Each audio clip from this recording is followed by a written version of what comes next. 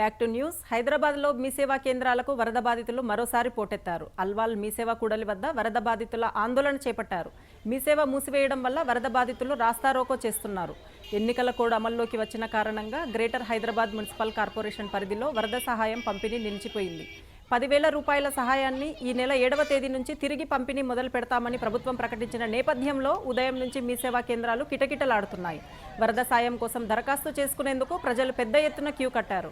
ఈ విషయంపై GHMC commissioner Lokesh Kumar స్పందించారు. ప్రజలు మీ సేవా సెంటర్ల వద్ద వెళ్లాల్సిన అవసరం లేదని చెప్పారు.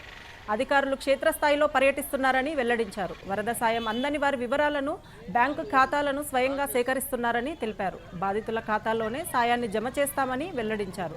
అర్హులను తామే గుర్తిస్తామని స్పష్టం చేశారు.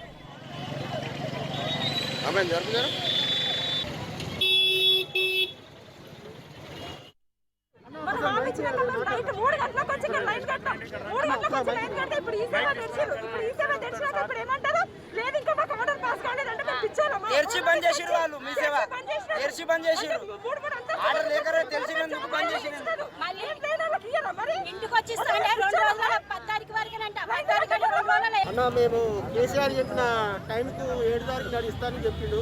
వాళ్ళ కొడుకు చెప్పిండు, కేటీఆర్ చెప్పిండు, కేసీఆర్ చెప్పిండు 7 తారీఖు ఖచ్చితంగా ఇస్తామని చెప్పిండు.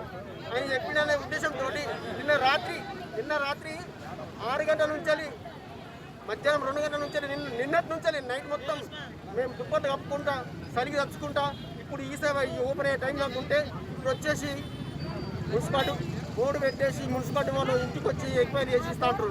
ఇది ఎంతవరకు కరెక్ట్, ఎంతవరకు అది ఏమనుకుంటున్నాడు అసలు కేసీఆర్? తండ్రి ఒక మాట, కొడుకు ఒక మాట, తండ్రి కొడుకు ఇద్దరు కలిసి చెప్పిన మాట కాదా ఇది? 7 తారీఖు నాడు ఇస్తాన మాట కాదా? ఇవాళ 7 తారీఖు